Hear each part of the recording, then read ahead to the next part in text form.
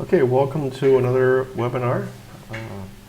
I've decided to do it this time on DeFi. I've had a lot of requests, people asking about DeFi and CeFi, so I decided to do what is DeFi. Basically, for doing this webinar, we'll present what is DeFi, the history behind it. It's a short history, so I just discuss about the brief history of CeFi and DeFi. Some of the CeFi example and explain what CeFi is as well. The objectives of DeFi, ways in which CeFi and DeFi could be used, and some of the differences and contrasts between them. Security and funding safety concerns, basically.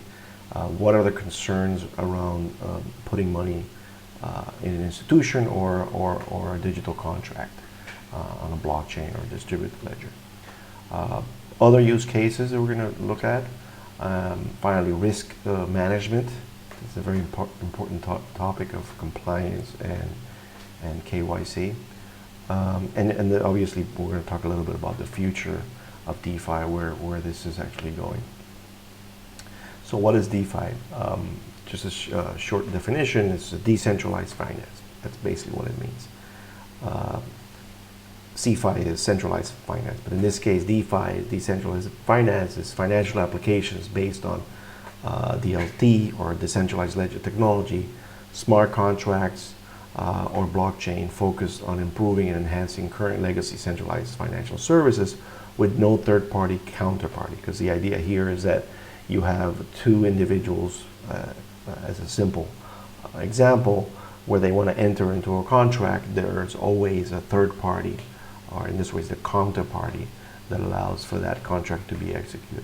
If it's financial or if it's any type of other function of the contract, you'll have that counterparty to make sure that the contract gets let's say backed up or executed. So it's a complex topic. So let's just start with the history of DeFi.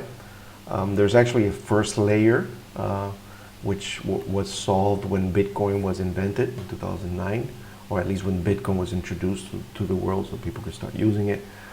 This is what it solved, is the send and receive of value, the ability to transfer value from one individual to another without an intermediary. And you can see here in this scenario we're moving from the centralized, single point of failure, which is that point there, to a decentralized design where you'll be able to have more than one point that could fail and the system still is resilient. So that's what Bitcoin was able to prove and solve, that value could transfer from one individual to another without having that third-party intermediary in place. So this is the first layer. The second layer is where the financial services, or at least the first part of this innovation to be able to be done, is on financial services. So not only can we transfer or solve problems with using currencies and transferring value to another, but there's other services. For example, you can take out a loan, you can get interest-bearing accounts, you can take out insurance, you can do hedge, for example, purchasing gold for inflation purposes, or other types of assets or commodities. You're able to trade, not only be able to trade one currency but you can trade multiple currencies. Usually you need a third party for this. You need a bank to make it a loan. You need an insurance company to get insurance, etc., etc. So these are the types of solutions that go on top of that first layer, which was the basic one of transferring value. So this is basically another layer of financial services on top of that first layer. And this is done through programmable money, or what they call smart contracts. The first platform to do this is Ethereum. They were able to provide a blockchain that was able to think of it as a computer, a virtual computer that's able to execute complicated functions. In other words, smart contracts. So you had this Ethereum network or Ethereum blockchain that programmable money and smart contract could be executed. So this is the first, it's called the second layer on top of the first layer, in this case Ethereum, where all these smart contracts are running. So this basically effectively is replacing some, not all, but some of the financial services that are centralized by companies that have been building on top of money or fiat currency. So you'll have the U.S. dollar backing up a lot of these contracts in Wall Street or in Chicago and the CME, or any of these securities, etc., insurance. They're all backing up by some kind of value. In this case, is the fiat currencies of the world. So, just to mention some of these centralized financial services, or CeFi out there, also called fintech players, are one of them is Fidelity Financial or Fidelity Investment, which provide financial services to traditional markets. You also have Coinbase, which lets users trade again on centralized platforms. And you also have another company called BlockFi, which provides loans, interest-bearing accounts, issued crypto, but it's still, again, on centralized platforms. And finally, another example is Celsius Network, which also provides centralized interest-bearing accounts.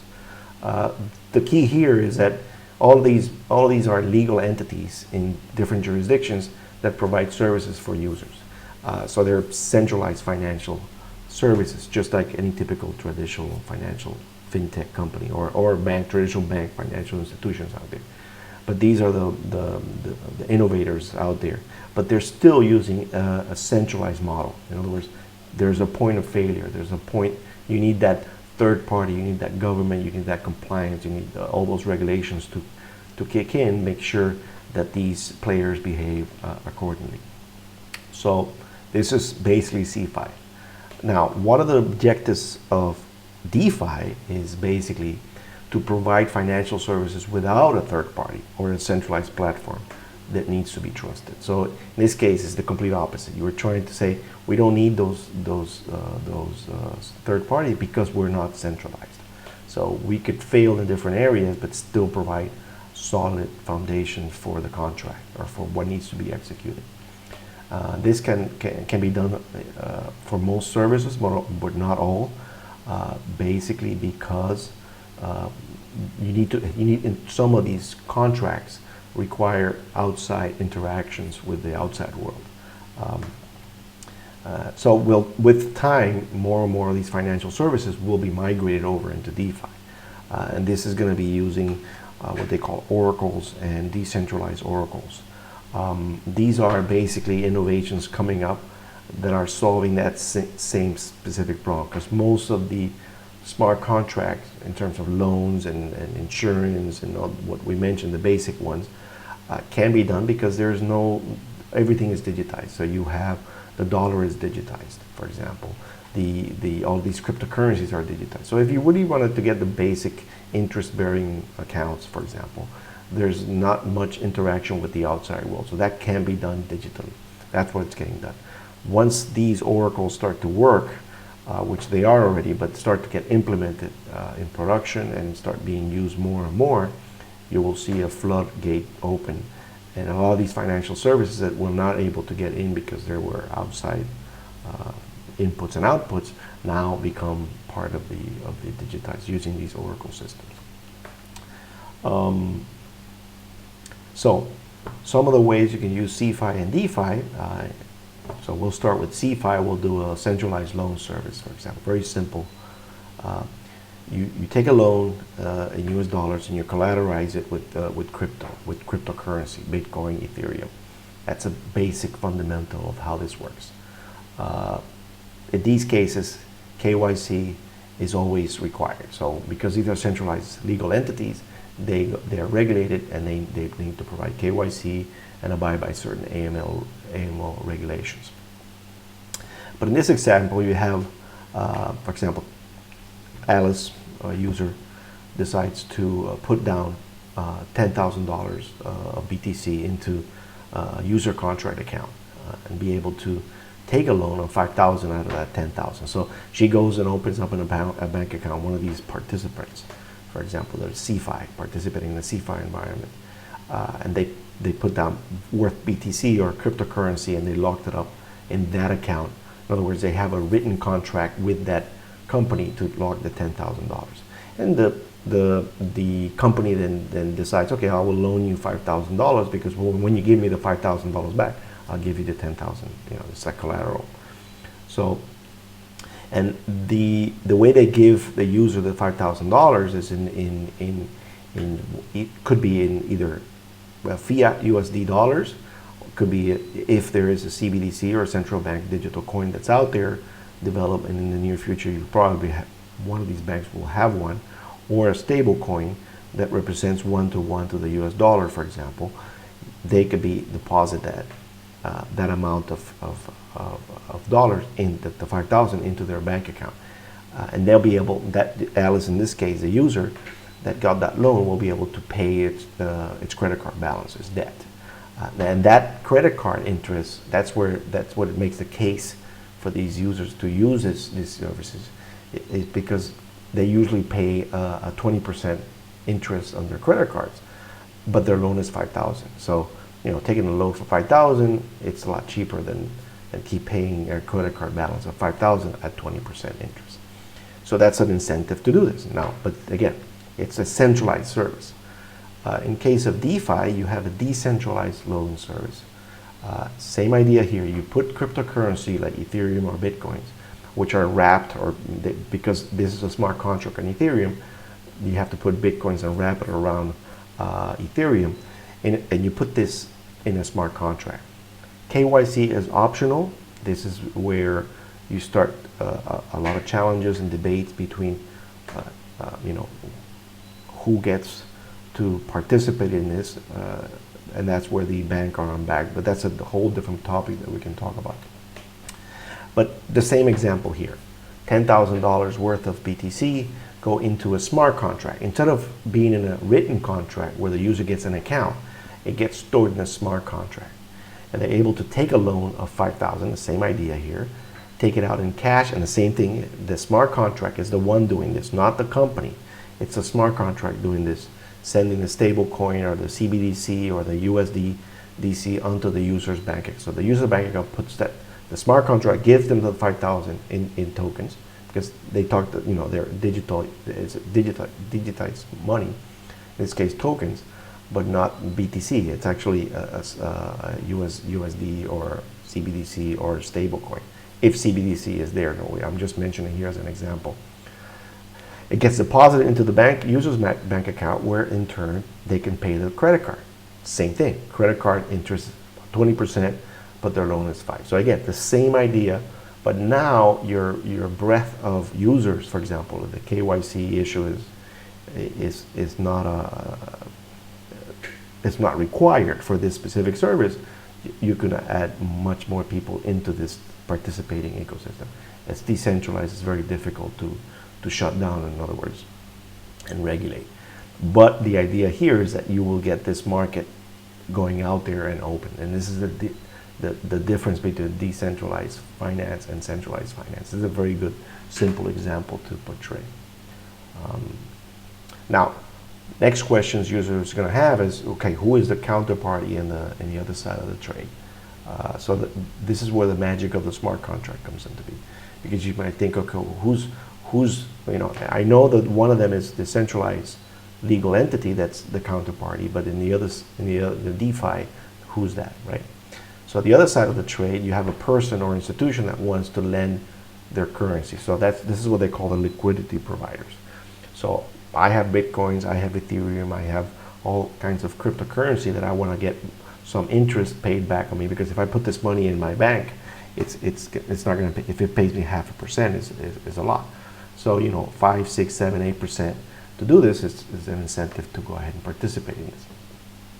So you lend stable coins or CBDCs in this case and get interest. That's the other side of the trade. That whatever interest they're willing to pay for that loan. So the benefits of this is basically It's censorship resistant. That means that there's nobody can stop this contract from being executed between these two parties. It's accessible globally. So now you're banking the unbanked. So now people are getting into this because these liquidity providers are putting these engaging in these smart contracts, and nobody can stop them from engaging in the smart contract. So the smart contract is the one that you try to shut down the smart contract, you can't. So this is replacing the archaic legacy financial services. Whether they like it or not, or they try to fight it or not, to say, okay, we have to stop this, the floodgates are already done. So this layer 1 and layer 2 have already been deployed. There's no turning back. It's like the Pandora's box. Once you open it, it's done. So what is again, concerns in terms of the funding? Will I lose my money? If I put it into a contract, how do I know my money is secure?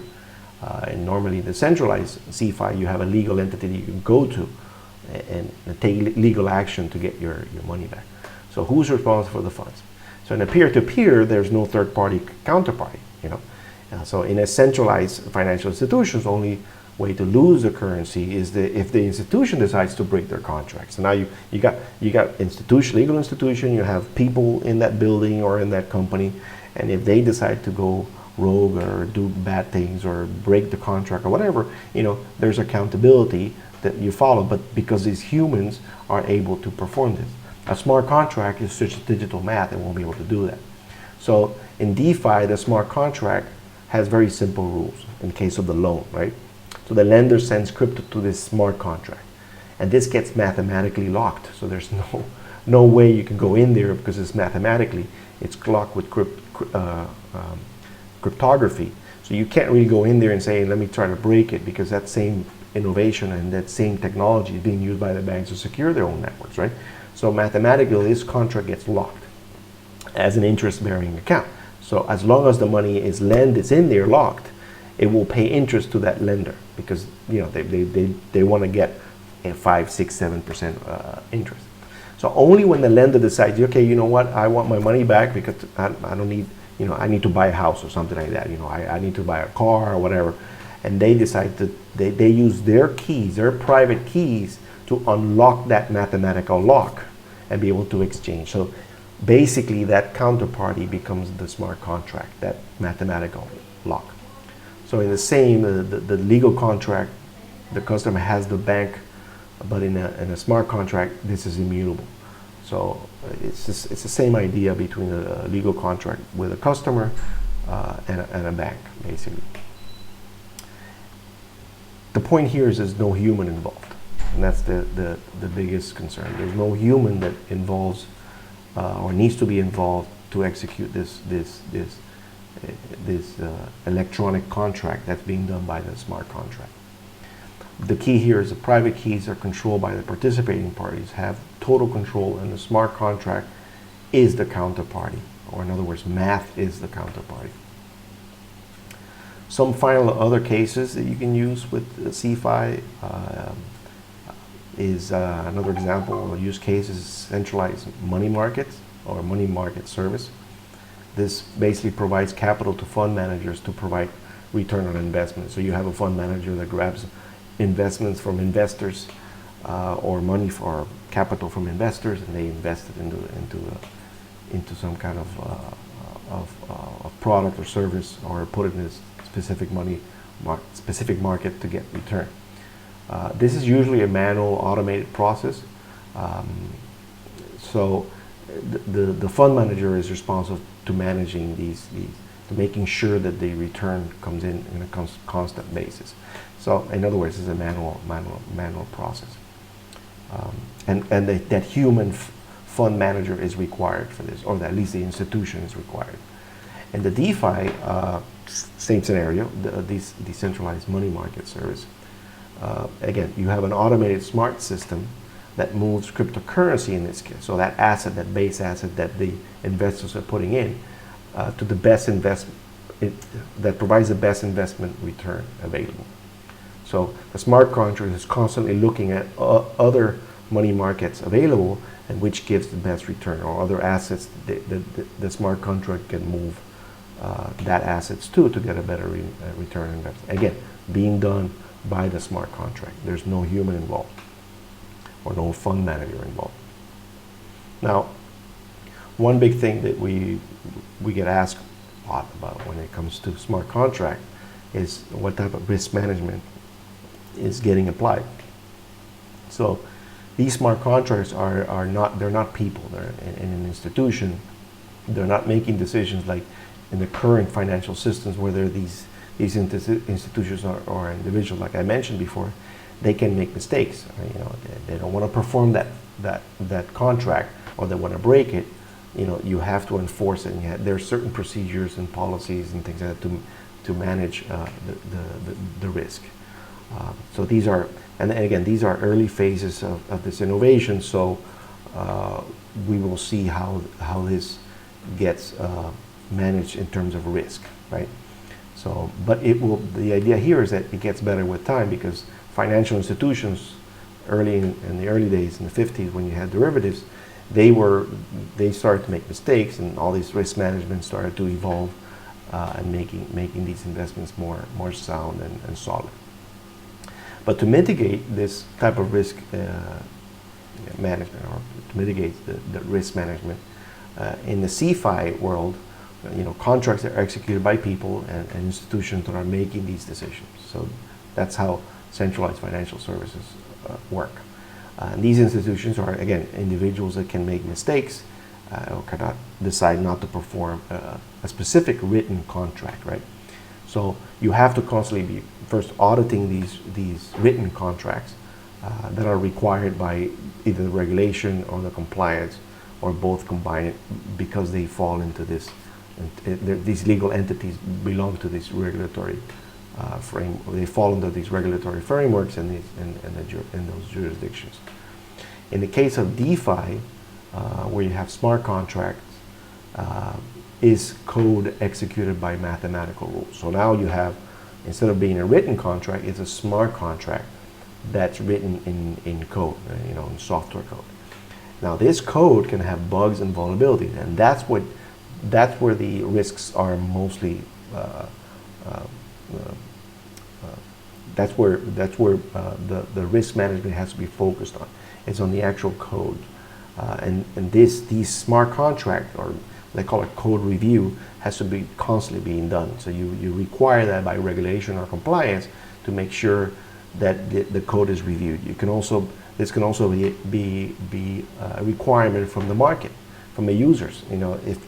If you have a bad contract and nobody will use it, it just becomes a non-issue, because people realize that contract has some kind of bug. The community can also engage in governance to repair that contract or fix it, just like in the traditional way where you have regulation that solves the problems of the past in terms of financial services. The same thing goes here. The market, or in this case, there could be the regulation or compliance could apply some kind of governance to change this code. But this is the main difference between DeFi and so decentralized finance and centralized finance. The key here is time will provide better risk management in the future. So it's all about time. It's all about letting the market heal itself and control itself as users start to use. At first, it's going to be risky, but with time, the risk becomes manageable, and with mitigation, with other types of features out there. Now, what's the future of DeFi? At this point, Ethereum has the most liquidity, is the most used. Ether, or ETH, which is the currency of the smart contract to execute these smart contracts, is the most stable asset after Bitcoin. But since Bitcoin is the most stable one, RSK in this case is a company that developed, or a foundation actually, that developed a blockchain that's a side chain of Bitcoin. It has a special coin called RBTC. This is gaining more popularity because you can do these DeFi contracts or DeFi you can start doing DeFi on the native Bitcoin using RBTC. So basically, it's using the same Ethereum contracts. In the case of Ethereum, you use a language called Solidity.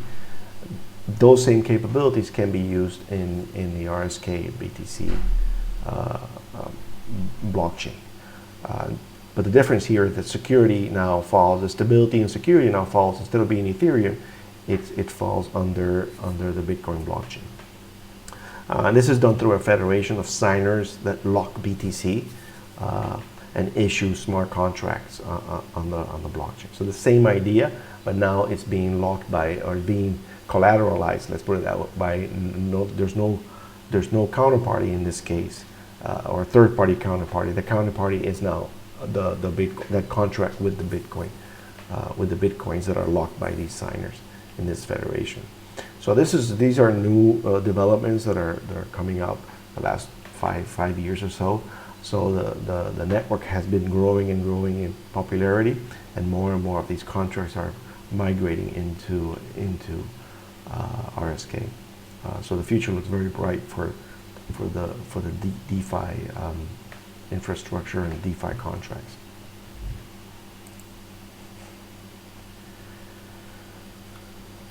So that basically moves into the final part, which is the DeFi future of smart contracts. So as time goes by, we will have more liquidity entering into DeFi. That brings more stability. It's going to have better interest, so you will get more return on your investments. Improve interfaces or usability of the applications. Applications are going to be written in different languages, so you're going to have more people getting into unbanked, the unbanked. It will be more popular. More devices are going to be used, whether it's the Internet of Things or any other type of devices that are connected to the network will be participating in this DeFi ecosystem. And it obviously it's going to increase greater population reach. So much more people in the world will be able to use these financial services, and obviously improve life for a lot of people. So I hope you enjoyed the presentation, and I will see you. If you can like the video, just like the button down there and subscribe, but I'll be giving more of these same videos in the future. So have a great afternoon or night. I'll see you later. Until the next one.